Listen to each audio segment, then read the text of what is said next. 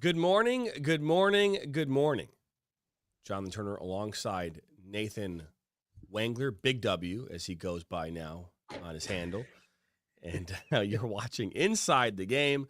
We're live right now on Facebook, YouTube, Twitter, and Roku. And we are on the National Soccer Network. Nathan, man, how you doing? Good. Solid. I thought that was a good talk yesterday with Dean. It's interesting. He's kind of been on the front lines with all that. And I know that been talking a lot about the national team. And I was, obviously reading about them this morning. They're in the midst of trying to get that roster down to, I think it's 23 players. So they just added a few new young kids, an 18-year-old and a 20-year-old. Both of them, I think, been playing over in Germany. But they're kind of doing what they need to do right now to figure out who's going to be who, and obviously the ramp up to the World Cup, especially with the U.S. hosting it, is massive. And so it's cool that he got to dive into that, and obviously his experience with the national team is pretty telling. And I thought his story is kind of maybe reflective of the way a lot of stories are in America when it comes to soccer, and maybe not for everybody, but certainly for me, I could relate a lot to what his story was. Because he wasn't, not that soccer wasn't offered at my high school, it was, but again, I didn't really grow up with the game all that much. I did everything else. I swam, I played baseball, I played rugby, I played football, I did all these other things. I never really played soccer, and I wouldn't say that I necessarily consumed it all the time. Again, I was a big, international, if the Team USA was playing, I was definitely tuning in. But outside of that, not really much experience, but, for him, getting that internship with USA Soccer and then kind of falling in love with the game, in a way, I guess my experience kind of mirrors that. I start broadcasting the game, and all of a sudden, I kind of have a special place for the game of soccer because of how much I've been around it and how much I've been surrounded by it, especially over the last, year and a half, or going on 2 years, I think, that I've been working with you. So that's very reflective of, I think, some people's experiences with this game, especially in the United States, just because we know it's not the sport, but when people are actually around it and learn from it and see high level soccer, they can tend to grow on them a little bit. So that was certainly the case for me, and obviously the case for him too. So hopefully we can get more of those stories, not just with what we're doing, but the hope is that with having the World Cup here, that maybe that one event could kind of change the tides of soccer's popularity in the United States. And the truth is, and I know that Dean said they're completely different sports yesterday, which I agree. They are completely different sports, soccer and hockey. But the one thing you can kind of point back to what has brought USA hockey to where it is today, because it used to be inconceivable that the US would be the second best hockey playing country in the world. You had Sweden, you have Russia, you have Canada, you have, all these other places. But now we are. And I think a lot of it, stems back to that one game. I think it showed the US that we can compete with the best of the best of the best in the sport. And so I think that kind of spurred us in the right direction. And so I think if they're able to get maybe one big upset win, even so much as make it past the quarterfinal with a couple of big upsets, I think that alone could be enough to really start getting Americans to pay attention more to this sport. So that's why I think, not just the opportunities for the people who are getting involved, which he said will change things, which I agree, but it's also the opportunity for Team USA to really, in one tournament, kind of change the tide of soccer in the U.S. Now, is it going to completely change everything? No, but the opportunity is there to really make a mark, if you will. Yeah, I love Dean. He has been, like I said, a staple in soccer in this country and for a long time, and he's got a wealth of knowledge, when it comes to this game and experience that is unmatched. And when he says things like this, you listen, right? And I'm not saying that he's wrong or right. I think, like anything else, I think that when it comes to what we think, um, when we see like the World Cup and what can happen there, that's all like what could possibly happen. Um, I don't when I say things like, you know, can the men's national team do what the men's hockey team did in 1980. I wasn't implying that the sports are the same or similar. I was just saying it was David versus Goliath. Oh. This team had played that team a few weeks prior and gotten spanked 10-1. Right. So So it wasn't like this was anyone going into that game. If betting was a real thing in 1980, everyone would have bet against the U.S. Everybody. And so now, not granted that obviously the players in the locker room, they weren't feeling that bet, right? Because otherwise they would have fallen apart. All right. When it comes to, I can go back to my coaching days. These players aren't dumb, right? They're not dumb, right? And I don't mean that to be disingenuous, but they're not dumb. They know exactly who they're playing up against. And there's a mental component to this game where you come into the game knowing who you're playing, and some players will already be defeated before they ever step on the pitch. Already defeated. I mean, if you think of it from this standpoint, when you see, it's a great example, right? You'll see teams that are like 1-17, and they're taking on a team that's 24-2. Somehow that 1-17 team beats the 24-2. Well, why is that? It's because the 24-2 team did not think that the 1-17 team could beat them. Right? They fell apart. They fell asleep. There's no reason why a 24-2 team should lose to a 1-17 team. Mm-hmm. Right now, I mean, because again, your records are usually indicative of where you're playing, right? Of how high level you're playing. So if you're a team that has not been playing well consistently throughout a season, who hasn't been able to find a way to pull it together at the end, that's indicative of your record. So when and I'm not saying that underdogs can't go on and win, but when you start talking about winning basketball games, winning games you should win and games you should lose on paper. And on paper, when a team comes in that's got a losing record of 1-17, they should lose to the team 24-2, 9 out of 10 times. But the reason why that team did win is because they wanted it more on that night than the team that had the more wins. That's how I look at that from a coaching standpoint, from a player standpoint. Right.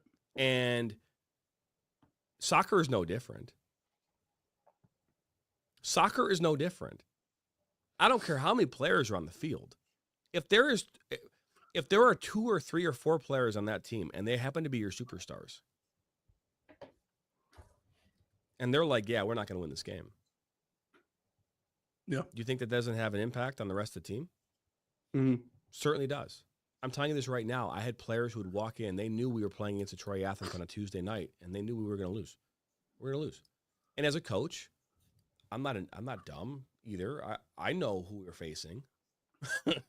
I know the likelihood of us of winning that game. Now, I would never go to my players and say we're not going to win. I'm going to say if we don't go out there and at least try in every aspect of the game, don't be afraid. Go out there and fight. Be gritty. Be tough. To be advantageous. Be opportunistic. If you don't do those things, we're not going to have a chance of winning. But if you do those things, it starts to go in our favor a little bit more, right? We start to move the percentage points more in our favor. And that's all you're asking for as a coach in those moments. You don't think for one second Christian Pulisic, when he's facing against Argentina, isn't like, man, his girlfriend's asking him, his mom, what do you think is going to happen? We're going to get our asses kicked. You think he's walking into those rooms going, we're going to win? I think he is. He should be, at least. Well, yeah, but again, I'm talking about in the conversation with his parents. I don't know Christian Pulisic, so I can't say either. I don't know one way or the other. You're telling me as my parents would be straight up. They'd ask me questions when I was in high school. I was going against Vardar. Back then, Vardar, the Wolves, they were the top teams in Michigan in youth soccer. How are you guys going to do? We're going to get our asses kicked. Get our asses kicked. That is not because we weren't going to try, but I'm a realist. I'm looking at it for what it is. They have 27 kids on their team who are all going D1. We don't have a single player. It's going to be the only way we're going to pack it in, and I'm going to do everything I can to save as many shots as I possibly can, but we're going to get our asses kicked. And 99% of the time, we got our asses kicked. There was one time we didn't. We tied them.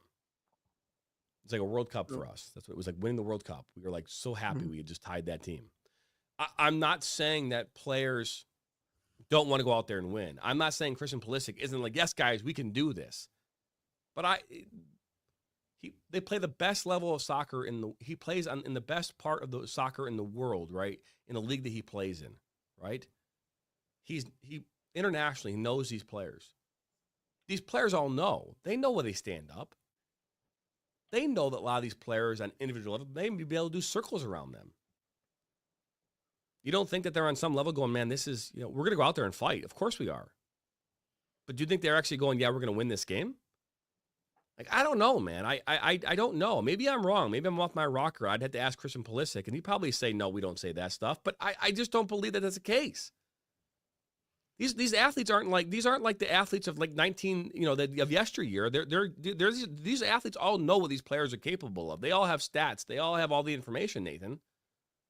You don't think on some level they're going, yeah, this is going to be a tough one. It's going to be a tough one. You don't think that they're going to think that on some level they're going to, I mean, again, in the World Cup, you have to have a crazy sense of self-confidence to play at the highest level of any sport. So I don't, if they're in that room of 23 players getting ready to go out against one of the best countries in the world, they better not be that way. And if they are, I guess that's what this lead up to the World Cup is all about. You know what I mean? Filter out the guys who do think that way. And the other thing is the U.S. is so young that you're not going to do that, though, Nathan. What do you mean? You're not going to filter that out. The United States does not have like a long list of players who are ready to go. If they did, that's fair, but you can't say conclusively that they're all thinking these negative things before they go out and play. I don't necessarily agree with that. I'm telling you that they are, because they play that way. They play that way. They play scared? They play as though they know they're not going to win. And that, I think that might be a product of maybe the coaching and in the direction that they had before. I to be honest with you, I mean, we've seen them play a couple of games in friendlies, and I know they're in the Nations League right now. They're looking for their fourth, straight Nations League Cup, and that's awesome, CONCACAF. But I wouldn't say conclusively that that's the case. And they've had a lot of shifting of the guards. They've had a lot of injuries. They've had a lot of players that have kind of been out of the lineup lately, and I think that's made things difficult for them to kind of manage exactly who's going to be in that lineup. So to say that there's a lack of confidence, I'm not going to disagree with you. I think there is a lack of confidence, especially with their last showing between playing to win and playing not to lose. Right, but I don't think you can conclusively say they're playing not to lose every time.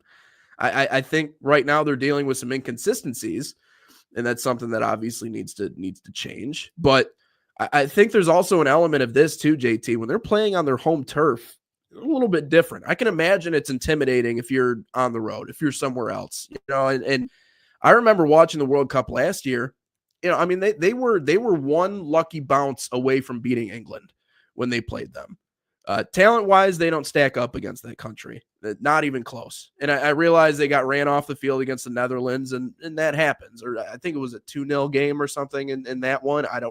I forget what the final score was. But, I mean, they went toe-to-toe with England. And I remember watching that game, closely, pretty much the entire time. And they were one lucky break away from taking that team down. So, and even what Dean said yesterday, that they've gone toe-to-toe with the Frances, with the Brazils, with the Germanys of the world.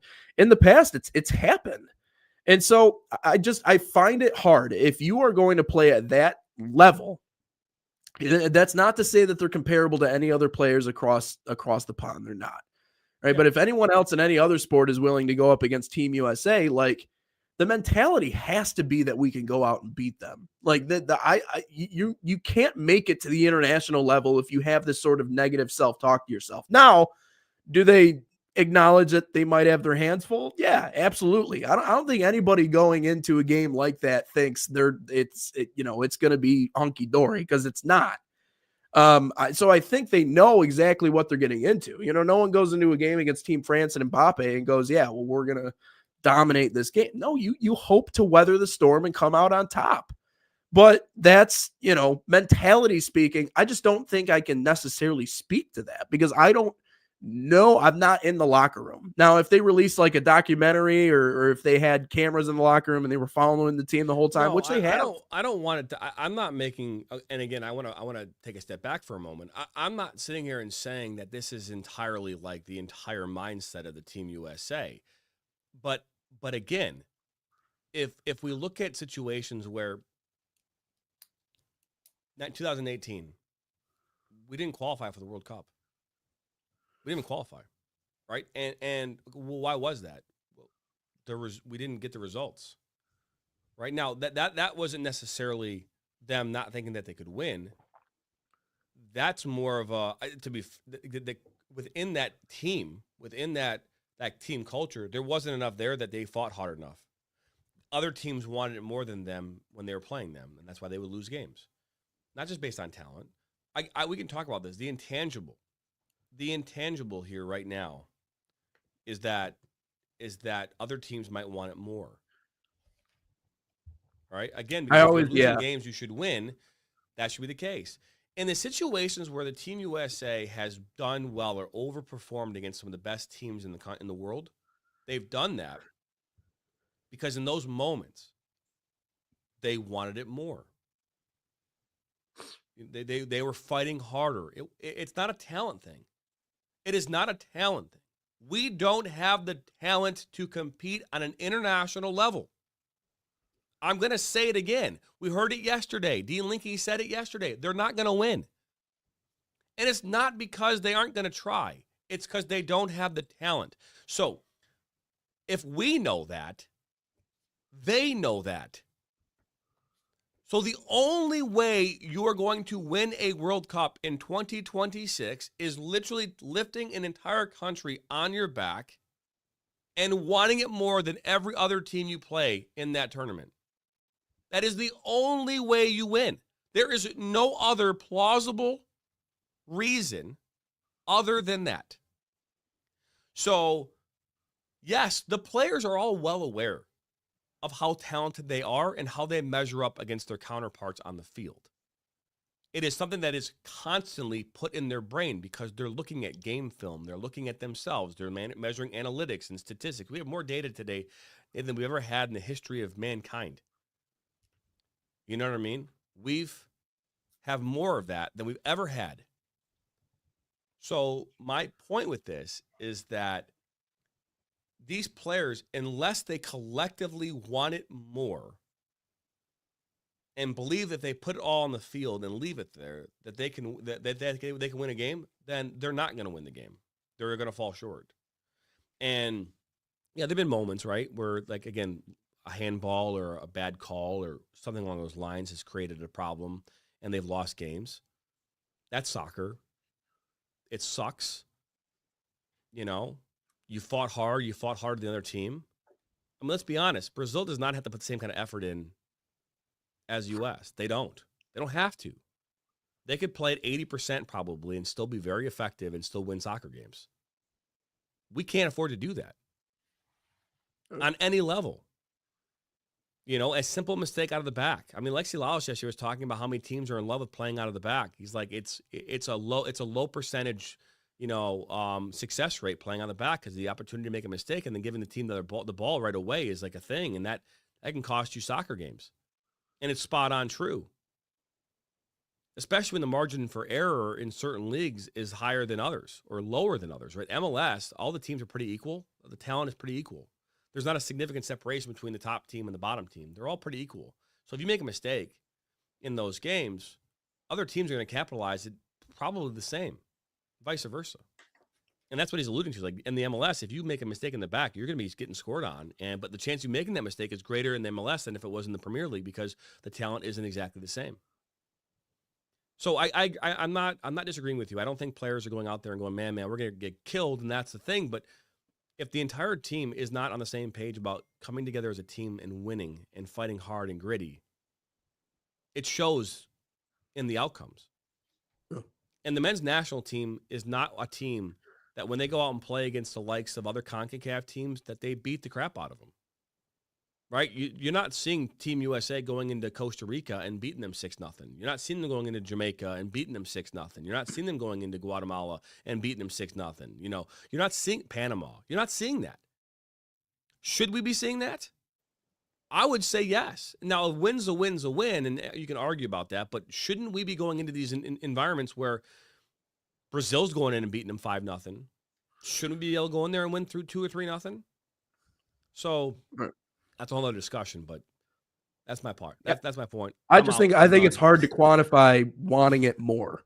And again, I know that's coach speak. I know that obviously you come from a different world when it comes to that stuff than I do. And I've been in locker rooms. I know what it means to want something and what it means to kind of get used to a standard of getting to a certain place success-wise and not really having to, just kind of expecting that you're going to go out and do the thing again. I've been in those positions before.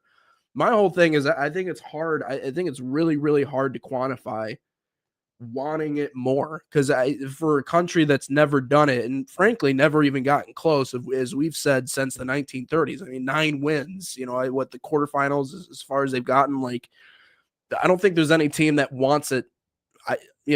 And maybe they do, but we can quantify it. You saw the reaction from but you saw the reaction from Argentina when they won the World Cup. I mean, it was like the most heroic, amazing thing I've ever seen in my life. I haven't even seen a Super Bowl reaction. I don't disagree with you, but what I'm saying though, Nathan, is that of course you can quantify it. The girl that was running down the track that tripped up at the beginning of the race and she worked her way through the entire race and won it. Right, Big Ten championship, whatever it was, right? She got tripped up and she was like last place and she went around the track and beat everybody. How is it? Sheer willpower. Team USA had no business beating Russia in 1980. No business. There was zero business. They won it on sheer will alone, not talent. Will. And a lack of will from Russia. Let's also put that there too. A lack of will from them. Because if they put in the effort. Game. Yeah, maybe. But again, this is a team that had not lost the hockey games. So they were used to winning. This is a team that every time they showed up to a game, they were expecting to win because that's how good they were, right? In Brazil, if a coach walks, in and they lose a bunch of games, that coach is fired immediately. They don't even wait till they go off the plane sometimes. It's like, you're fired. You're done.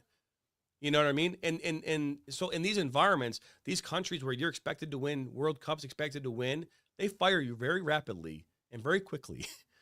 So the stakes are much higher in countries where the expectation is you're going to go win. It is expected that you win. Brazil's won 5 World Cups.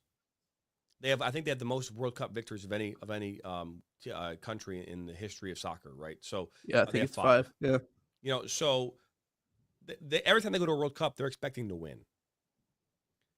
And be in the third place semifinals. That's where they're expecting to be. We're not at that expectation. So, again, I know we can't quantify it and say analytically, here it is, but I can look at games in history and say, well, why did that team win? It wasn't based on talent. They won because they wanted it more. It meant more to them. And again, if Team USA wants to win a World Cup in 2026, which, by the way, there's no better time. You're at home, right? It's here in the United States. It is going to be based surely on willpower. And coaches, and listen up here, coaches for Team USA, put the people, the players in place that give you that best opportunity to get the most will out of your team. I want it more than anybody. We want it more than anybody. Because you're not going to win on talent. You're not. I mean, to win a tournament, there's a lot of things that have to happen and go in your favor. You got to have some luck. Ball's got to bounce your way, right? You're going to get calls. The ball's going to hit off hands, and the call is going to go. The things are going to ring off goalposts and miss, right? Wide open breakaways. Someone's going to put the ball up into the bleachers. Like, those things have to happen for teams to make long runs, right? On top of their talent or their willpower, right? Referee calls. The calls have to go your way too. The referee calls have to go your way, and not just in one game, but in every game. We know that. It has to happen. Right? So a lot of things that you have no control over, but what you do control with your own luck is creating your own luck by how you play, the willpower, right? Yeah. And I Well, do believe it is quantifiable in that way because we've had historical data to show us that teams who had no right. business winning are winning when they Yeah. shouldn't be. I think the other part of what you said is equally, if not more important, though. How do you play? Right. To say that the U.S. didn't want it the first time around against Russia, I don't think is correct. I think they What you wanted it. mean? You mean They lost in 10. the first game?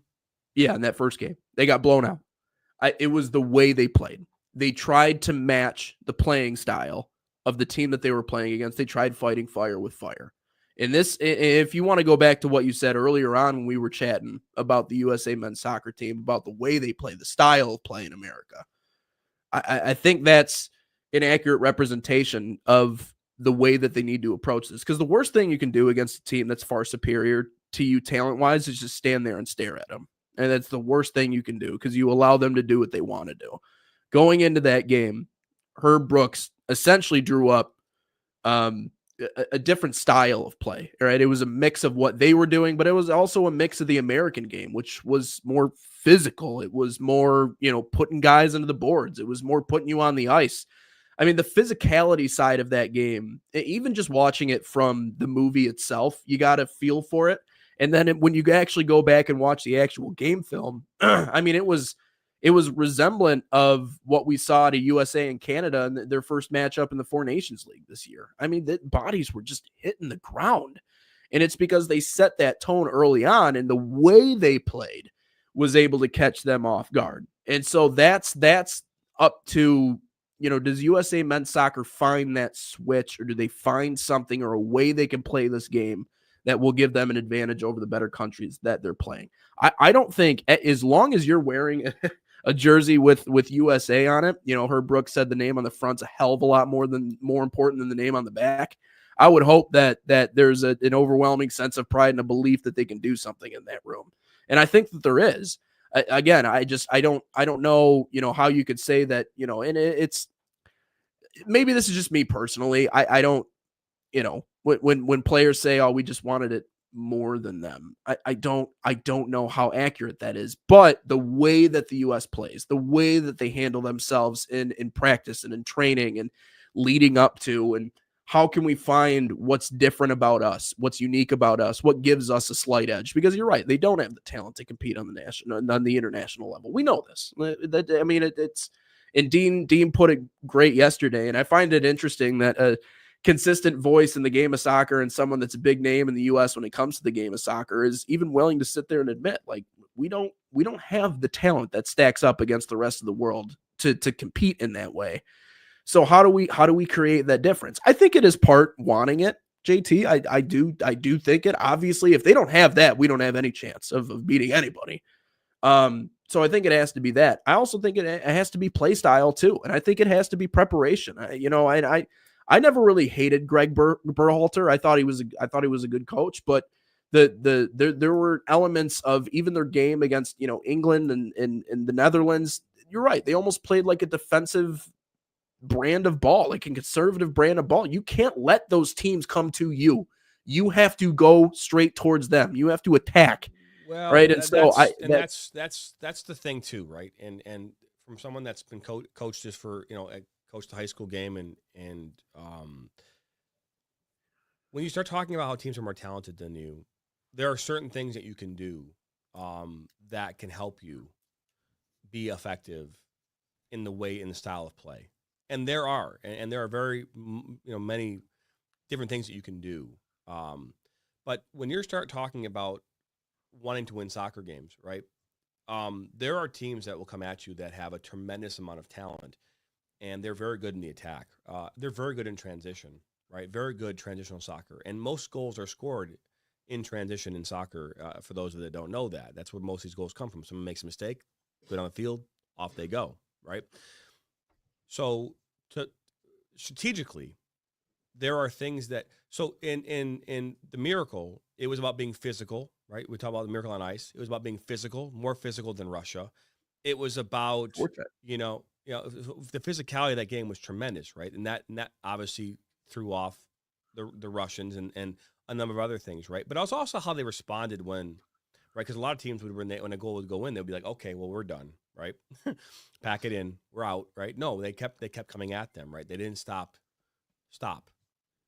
But if I talk about like how we play soccer in this country, if you're talking about playing men's national team playing up against a Brazil or an Argentina, their strategy of playing them straight up ain't going to work.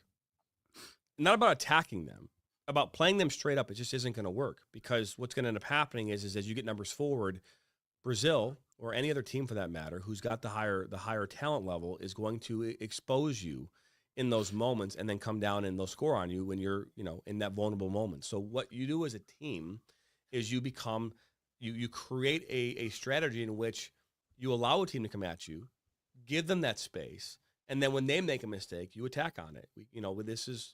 We call that the counterattacking mentality. There's nothing wrong with that mentality. Nothing at all. Obviously, the problem with it is if you're very defensive minded, if a goal goes in and you're only waiting for counterattack opportunities and you get scored on, then you've really put yourself in a bad spot, because you're not, right? So there's something to be said about going after a team, and trying to attack them. There's nothing about going and being defensive minded, but trying to find a strategy. And this is where I think the United States will be, if they can do this right, will be effective. If they can have a kind of a multifaceted approach, strategy of how they attack, and how they defend, where you're defensive minded, you're well aware of where your roles are defensively, but you're able to get forward in a way that still creates dangerous opportunities and chances for your team. But I don't think Team USA can go into a game and say, we're going to play you straight up. And again, me and you, we experienced this 2 years ago in the state. I think we experienced it 2 years ago in the state regional semifinals and finals, right? And so we were there, and parents were upset that a team was playing defensive minded, that they weren't going to go after a better team. And we're all sitting here going, well, this is all happening. We're all going here, well, if they play this team the way that mom and dad want them to play, they will lose. They will lose. I mean, it won't even be close, because they will just attack. Athens can attack in a very way, or Adams can attack in a very different way, and then here you go. And they played defensive minded, and it was they still lost the game, but I truly believe they gave themselves a better chance of winning or being in the game than trying to go at them straight up. And obviously, high school soccer is different, but and again, we can play with these teams. It's just a matter of how you go at them. We just can't be this team that's like, here we go as fast as we possibly can down the field and just be this vulnerable team. We can't do that. It won't be effective for us, and we'll lose soccer games that way. We have to be kind of like this, trying to find the word to explain it, describe it, but you can't be a defensive-minded team only and an offensive-minded. You have to find that kind of in the middle, right? You've got to find that middle ground where you're effective defensively and you're also effective in creating opportunities offensively. And it'd be interesting to see what they do with that. But it's a good conversation, Nathan. I think that the one thing we don't know is what we don't know. That's true. I know that me and you might see differently on how to quantify wanting it more, or not even necessarily quantifying. I think quantifying is the wrong word to use. I think that when we look at teams that you could just see, how they play.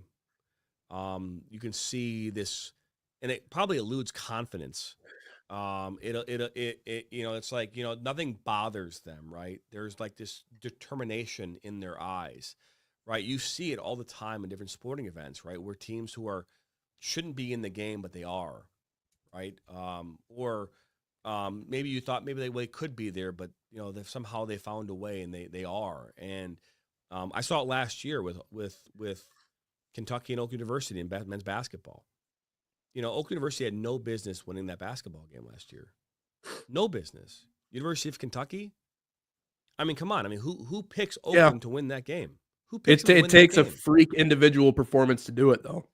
Well, not even, but let's be honest here. I mean, Kentucky did not shoot their normal shooting percentages that night, right? Fair.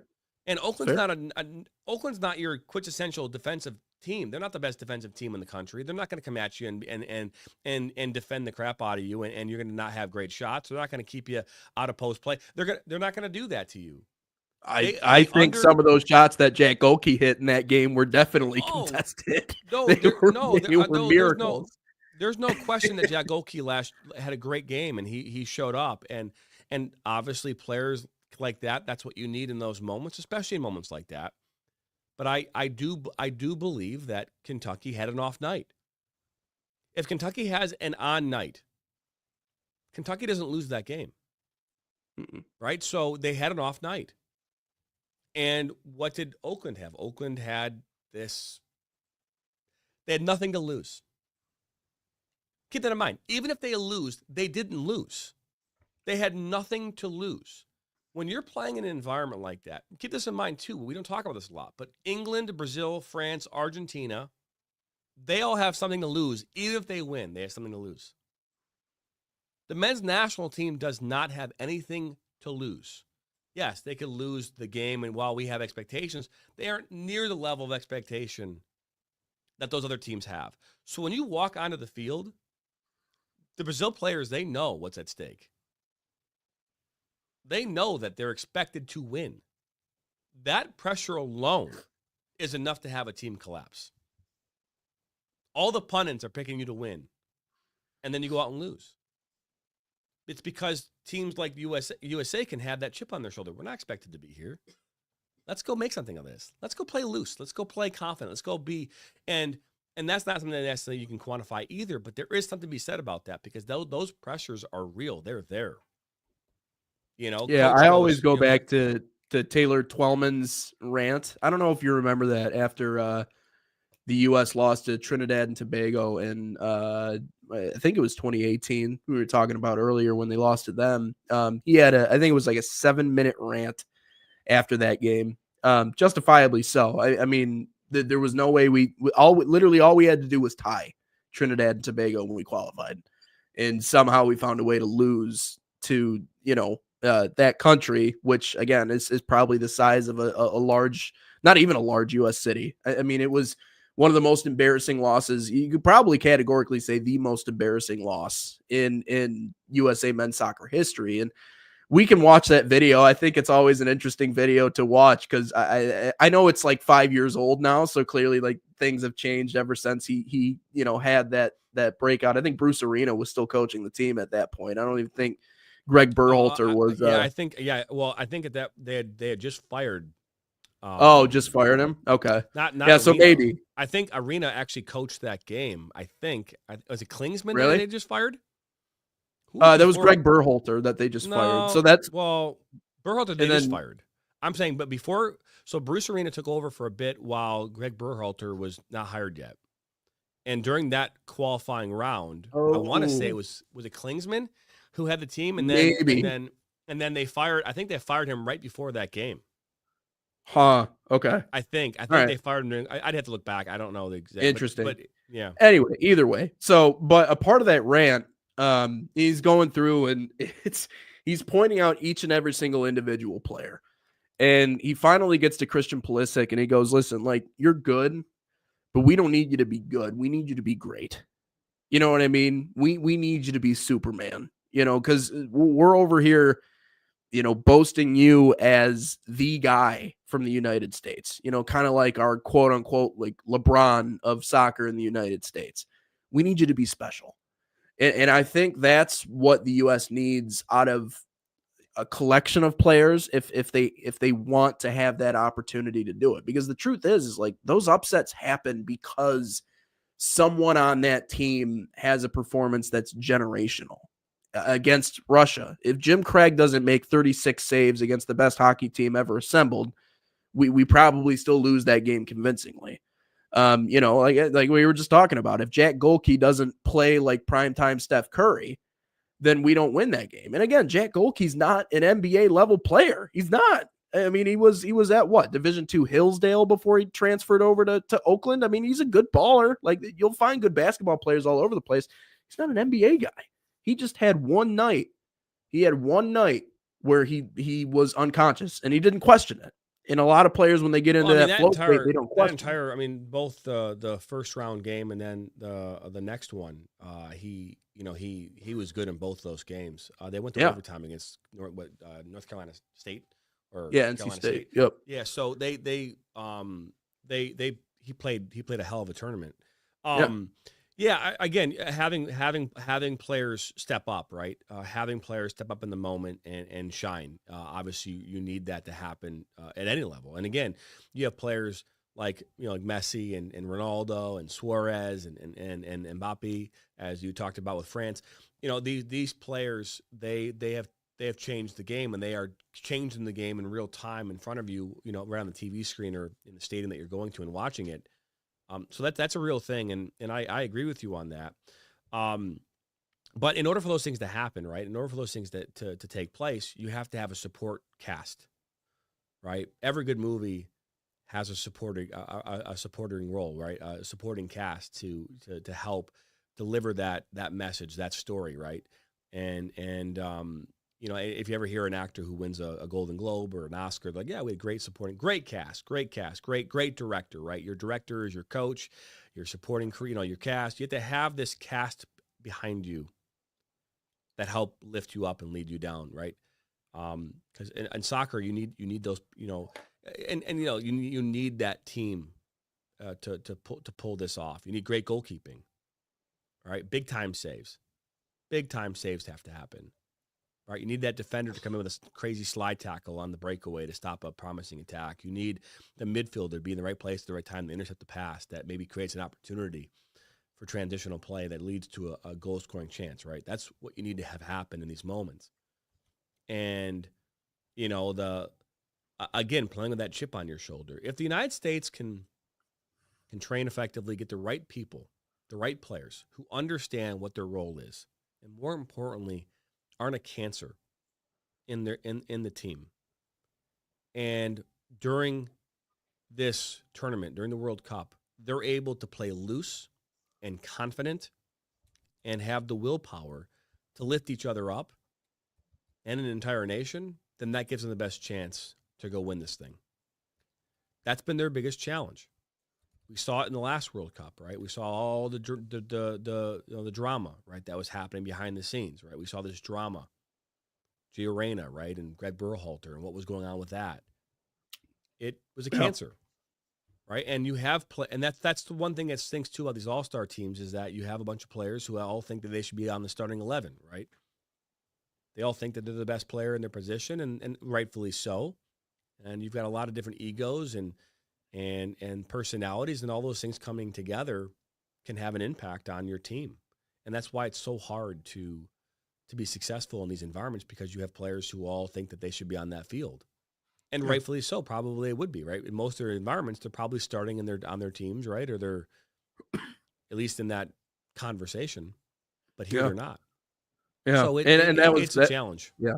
That was the other part of Taylor's rant too. And it was the part that, I understand he was frustrated and he was passionate in the moment. People enjoy hearing that, good, bad, or indifferent. And that was the part of his talk that, he compared the entire team to a bunch of spoiled brats who were a product of the soccer culture in the United States, which sometimes can be coddled. Sometimes it can be a little too AAU, if you will, and compared to other countries, who are maybe not as, financially well off as we are, where sometimes they find their best players and their most talented players in the gutters of the worst places imaginable. And they're able to get to that next level because there are systems in place in order to get those kids to that next level. And so he was more not just attacking the individual players, but attacking, the USA Soccer in general, and essentially calling them in no short terms prima donnas,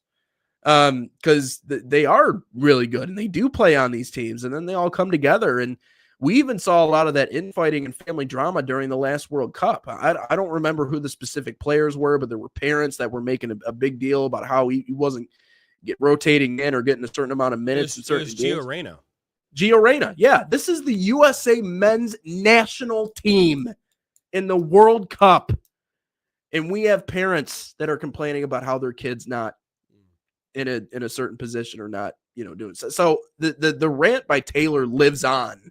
It wasn't just that 2019 team. So but some background though, just so you know, like Claudio Reyna, obviously a former men's national team player as well, very much involved in U.S. soccer, right? And so with that, along with his son playing, that led to a lot of what, Yeah. But you superstars do one thing. Like, if the coach wants you to do something, you do it.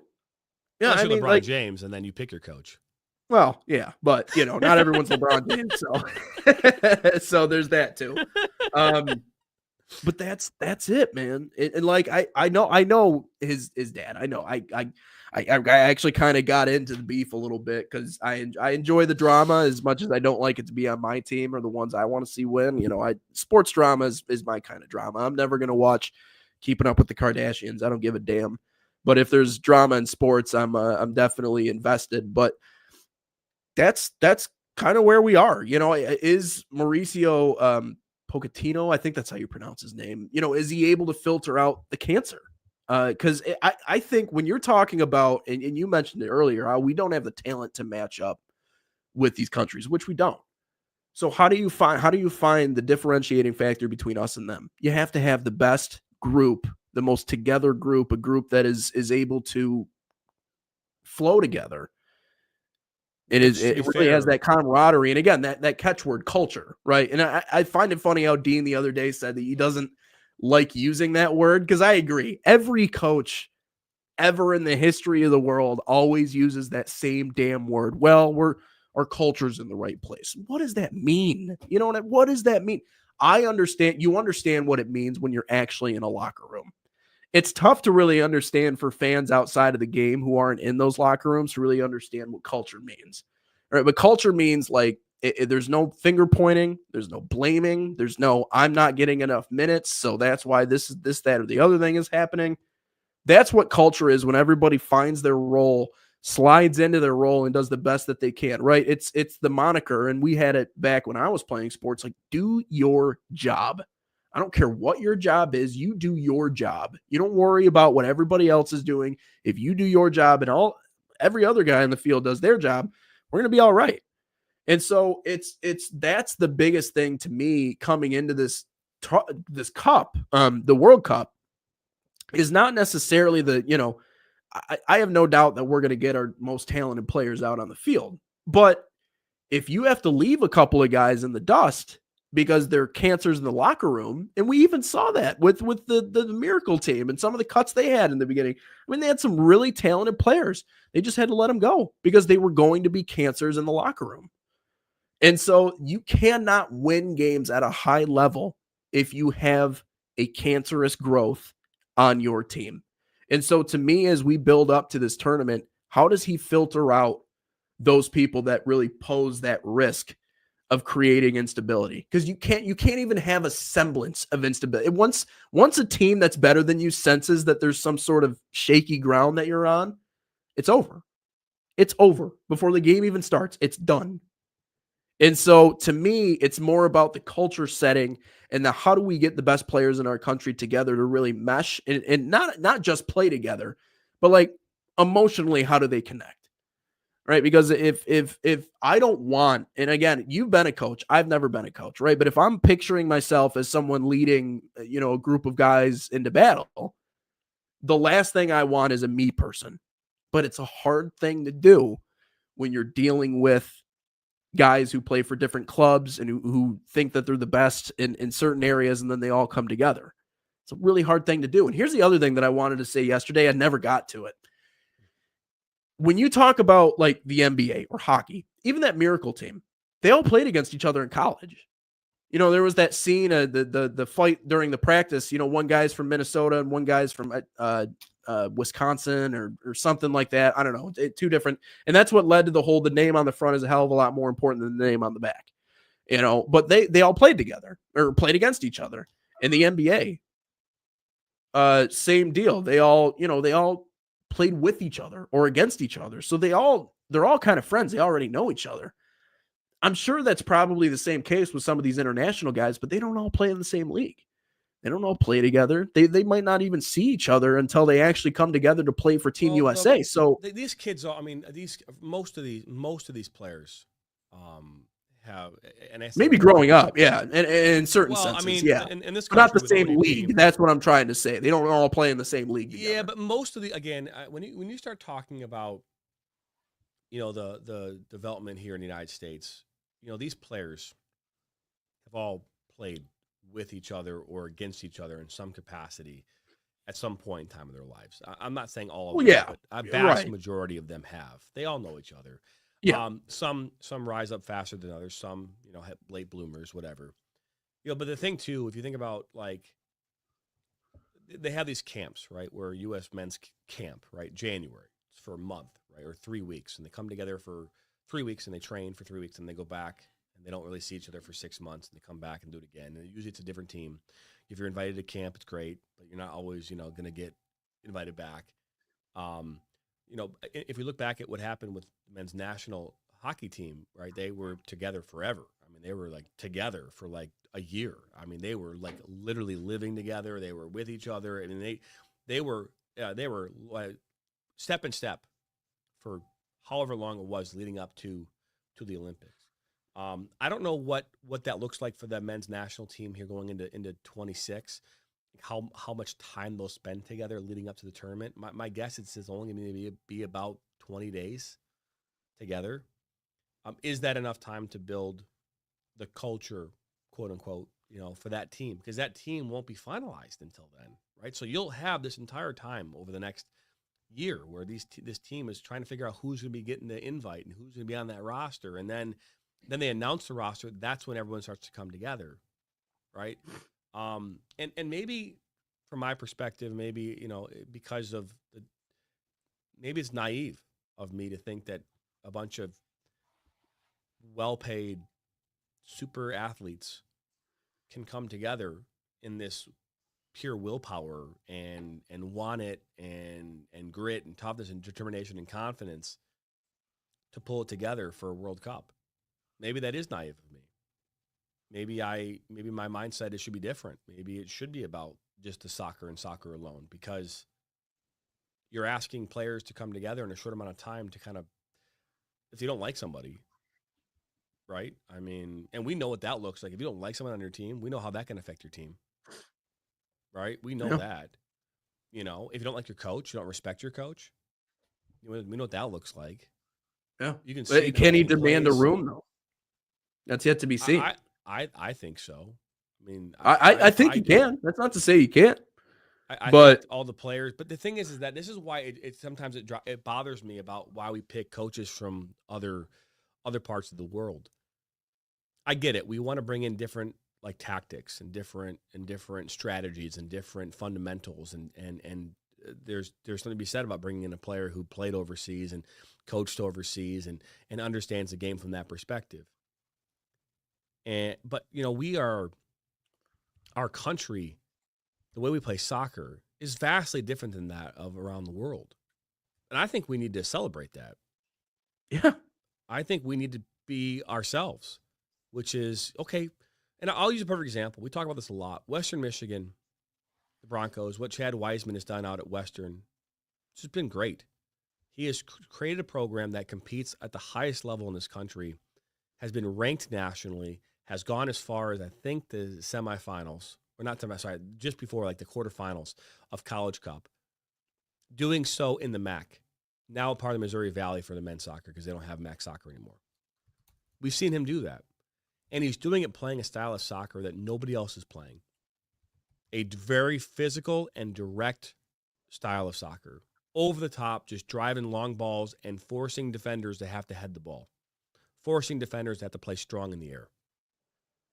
And winning soccer games doing it. Now, they didn't go far enough, and maybe that's the flaw in the system, but I don't have a problem with playing direct if you can do it effectively.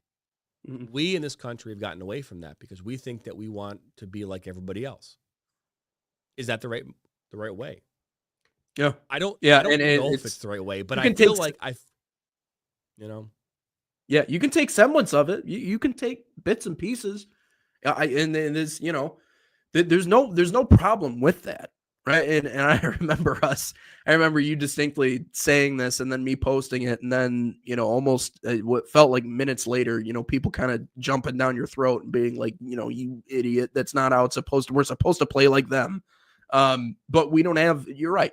You can't drive like a Ferrari if you own a Honda Accord. Okay. I would love to like go 0 to 70 in like 3 seconds. I can't. Okay. Because I don't own that car, so it's like, you can't do what they do if you don't have the resources, not necessarily the resources, sorry, the talent available to you. I'm sure we have the resources. We're the United States. We have the resources, but you can't do what they do if you don't. So you have to figure out a way, right? Like you have to like Revolutionary War, like, good, Peter, what's up? Good hump day morning, gentlemen. Peter, in the last he said 4 this minutes. a while ago. He said that. Oh, he did? I just Okay. forgot to post it yet. I thought it was just paratrooping in right at the end. And I never did actually think clarify that position, but I just Mexico has a very, very unique style of play for them, right? Huh? If you look at the Mexican national team, most, if not all players on that team are extremely technically sound. They know how to dribble. They know how to pass. Very technical, very individualistic. It's a cultural thing, right? Yeah. If you look at players that come from Mexico, they typically have this very technically sound, but oftentimes they have a hard time playing in a team environment. And it's not because they're not good.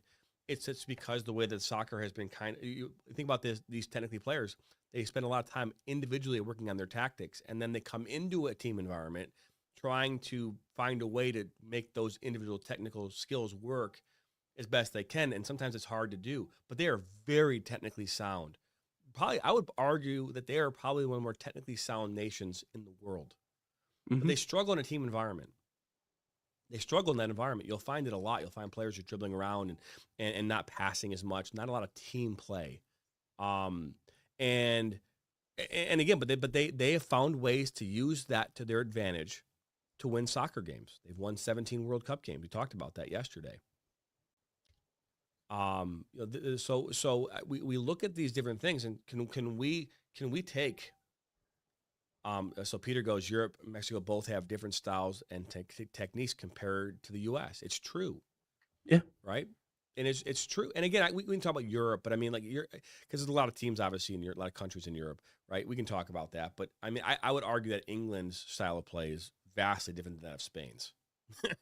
I would argue, that you start looking at the different countries. But if I look at here in CONCACAF, I actually think that Mexico's style of play is vastly different than all the other teams within CONCACAF. You then look at, like teams like Jamaica, and they have their unique style of play, but it's kind of more European.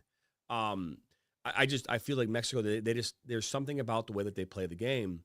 And to be fair, if they do it right, very effective. Yeah. And it's hard because their margin for error is pretty high in that setup.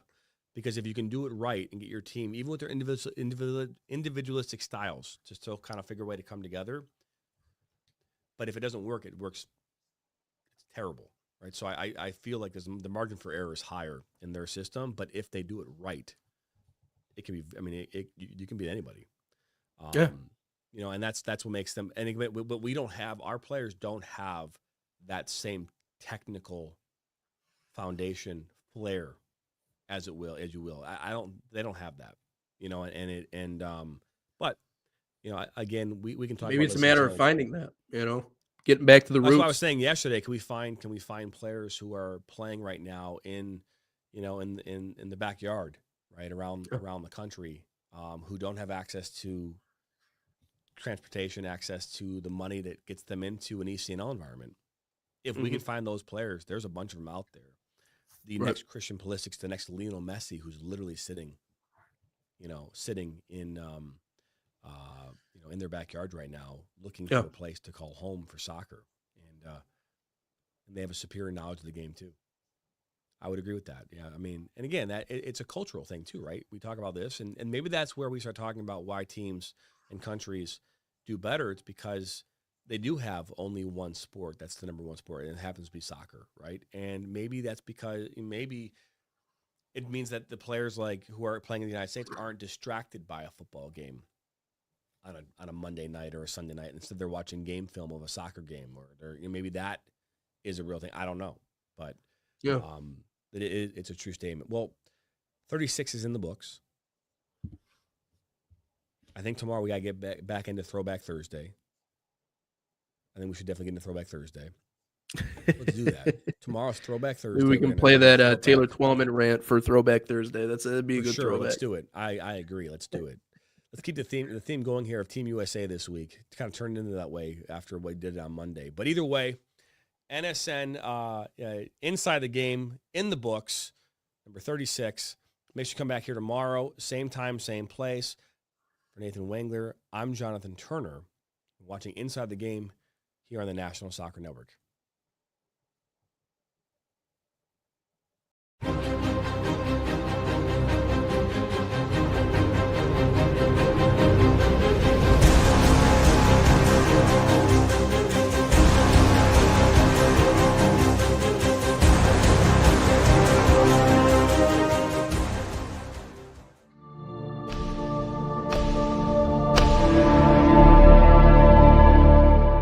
This has been a presentation of the National Soccer Network.